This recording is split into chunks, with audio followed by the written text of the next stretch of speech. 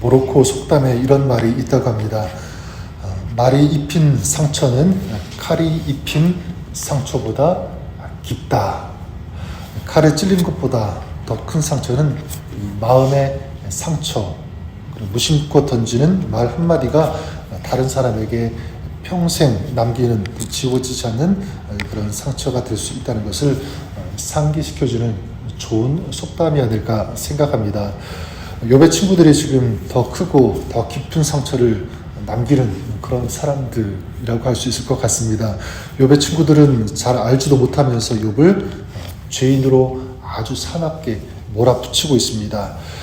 고통에 못 이겨 부르짖는 이 욥의 탄식을 문제 삼아 또 신랄하게 비판하는 모습, 지금 이것이 욥의 친구들의 이 모습이죠. 욥은 이 친구들로부터 진심 어린 그 이해 그리고 위로를 아마 기대했을 것입니다. 하지만 욥의 친구들은 욥에게 깊은 실망, 더 깊은 아픔을 주게 되죠.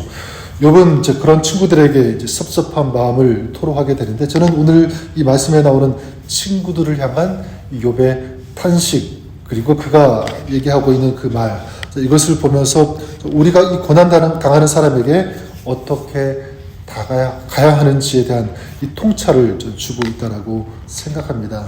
좋은 위로자가 되기 위해서는 어떤 태도를 가져야 하는가? 저는 저와 여러분들이 누군가에게 있어서 좋은 위로자가 될 수 있기를 바랍니다. 하나님께서 오늘 말씀을 통해서 우리에게 요구하시고 부탁하신다고 저는 믿습니다.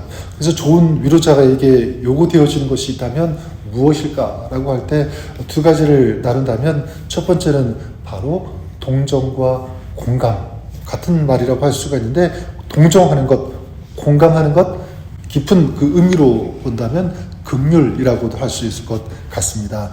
지난번에도 한번 말씀을 드린 것 같은데, 고난 가운데 고통을 당하는 사람에게는 바로 이 하나님을 향한 원망이 있을 수 있다, 찾아올 수 있다는 것입니다. 그래서 욥이 얘기하죠. 자신이 만약 낙심해서 하나님을 원망한다고 할지라도 그러한 자신을 동정해 주는 것이 진정한 친구가 아니겠느냐, 욥이 이렇게 얘기합니다.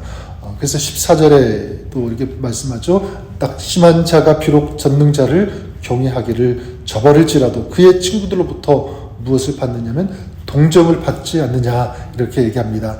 낙심한 자가 비록 하나님을 경외하지 않는다고 할지라도 그 사람은 친구들로부터 동정을 받는데, 나는 그렇지 않다는 거죠. 나는 정말 하나님을 경외하는데 그럼을 불구하고 이 고난이 찾아왔다면 당연히 위로, 동정, 이 공감을 받을 수 있어야 되지 않겠느냐. 그런데 그러지 못하고 있다는 거죠. 그리고 15절에도 보니까 내 형제들은 겨울과 같이 변덕스럽고 그들은 겨울의 물살같이 지나가누나. 욥은 친구들을 이 겨울에 비교합니다. 그들이 마치 물이 필요할 때는 말라있고 필요 없을 때에는 범람해서 피해를 주는 그런 겨울과 같다라고 이렇게 비유합니다. 아마도 이 욥이 풍요롭게 살 때 이 친구들이 어땠냐면, 그때는 이 친구들이 욥에게 친절을 베풀었던 것 같아요. 잘 해주고 아마 다정하게 대했던 것 같습니다. 자, 그런데 정작 이 욥이 이 친구들의 이 따뜻한 공감이 필요할 때는 공감 대신 상처만 주고 있다는 것입니다.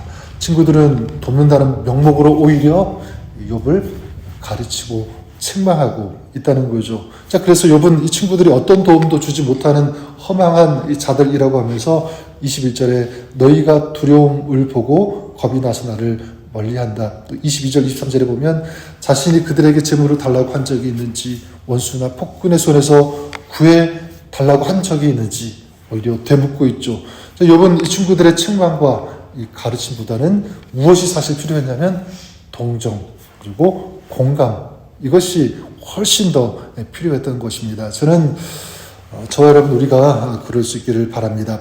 이 공감, 바로 이 사실, 이 공감하는 것, 동정하는 것은 누구의 성품이냐면 주님의 성품이라는 사실을 알 수가 있습니다. 히브리서 4장 15절에 그렇게 말씀하고 있죠. 우리에게 있는 대제사장은 우리의 연약함을 동정하지 못하실 이가 아니요. 동정하다, 공감하다라는 그런 뜻을 가지고 있는 단어입니다.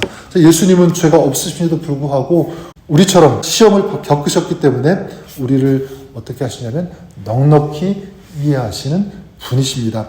그래서 공감하시는 분, 우리는 예수님의 그 긍휼하심, 우리를 동정해 주시고 공감해 주시고 이해해 주시는 그 주님 때문에 우리는 구원받을 수 있게 되었다는 것입니다. 자, 이제는 우리가 그 긍휼의 그 은혜를 고통 가운데 있는 사람에게 베풀어야 하는 줄 믿습니다. 우리가 다른 사람을 공감해 줄 때, 그리고 동정해 줄 수 있을 때, 그리고 긍휼히 여길 때 주님의 그 긍휼, 그 주님의 은혜는 더 풍성해지고 더 깊어지게 되는 줄 믿습니다. 그것이 참된 위로자에게 필요한 자세요, 덕목이라고 한다면 저와 여러분들이 더 깊은 동정, 이 공감, 이 긍휼을 베풀 수 있는, 또 전하고 나눌 수 있는 그런 저와 여러분 우리의 삶이 되어줄 수 있기를 바랍니다. 둘째로 이 좋은 위로자의 자세, 요구되는 자세가 있다면 바로 경청하는 것이라고 말씀을 드릴 수 있을 것 같습니다. 경청하는 것. 욥의 친구들은 욥을 계속적으로 책망하고 있습니다. 욥은 자신의 이 고통을 공감해 주지 못하고 오히려 자신을 책망하는 이 친구들에게 자신이 무엇을 잘못했는지 구체적으로 얘기해보라고 하죠. 24절에 보면 내 잘못이 무엇인지 알려주면 너희들의 지적을 받아들이겠다. 25절에도 옳은 말이 어찌 그리 고통스러운고 너희의 책망은 무엇을 책망하느냐. 계속 질문을 오히려 친구들에게 던지고 있습니다. 무엇을 할 수 있냐면 욥은 지금 이 친구들의 이 가르침 그리고 그들의 책망에 너무너무 지친 거죠. 힘든 것입니다. 그리고 큰 상처를 받고 있는 것입니다. 친구들이 이 욥의 말에 기울이기보다는 어떻게 했기 때문이죠? 계속 자신들의 그 말에 더 집중하고 가르치려고 하고 이런 모습 때문에 그런 것 아니겠습니까?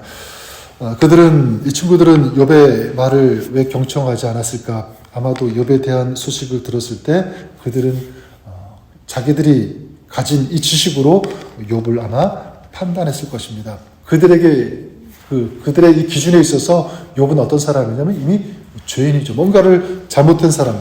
그래서 그 잘못 때문에 지금 징계를 받고 있는 그런 사람으로 단정하고 판단했습니다. 이미 그들의 마음 안에 이 자리 잡은 이 선입견 이것 때문에 욥의 말을 진심으로 듣지 않았고요. 계속적으로 이 욥이 질문을 던지고 있지만 그들은 그 질문에 그렇게 신경 쓰지 않고 외면해 버리고 있다는 사실입니다.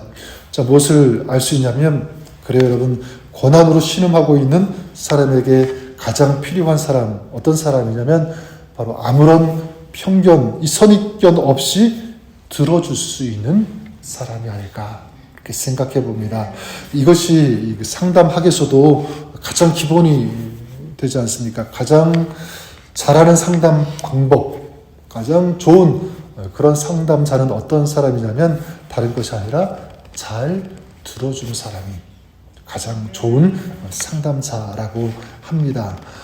이 상담학 용어로는 이 적극적 경청이라고 하는데 경청만 잘 해주어도 그 내담자가 얘기하는 것을 잘 들어만 주어도 이미 문제가 거의 다 해결된다고 해요.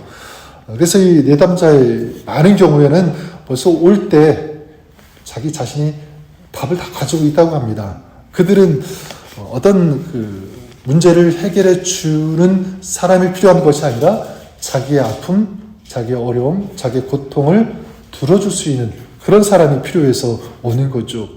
저는 우리 자신에게 질문해 볼 수 있기를 바랍니다. 나는 어떤 사람인가? 나는 누군가에 있어서 좋은 위로자인가? 두 가지 말씀드렸죠. 나는 얼마나 그 사람의 그 형편과 그 상황을 이해하려고 하는가? 동정하고 있는가? 긍휼히 여기는가? 또 한 가지는 무엇입니까? 내가 얼마나 그 사람의 말에 귀를 기울이고 있는가? 경청하고 있는가?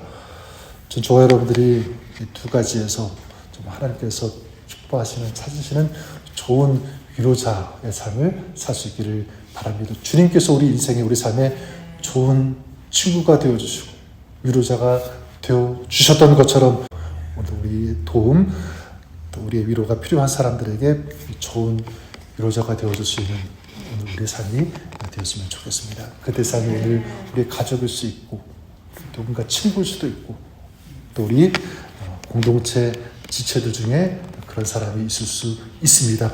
누구든지 내가 그들의 좋은 위로자, 친구가 되어줬으면 좋겠다.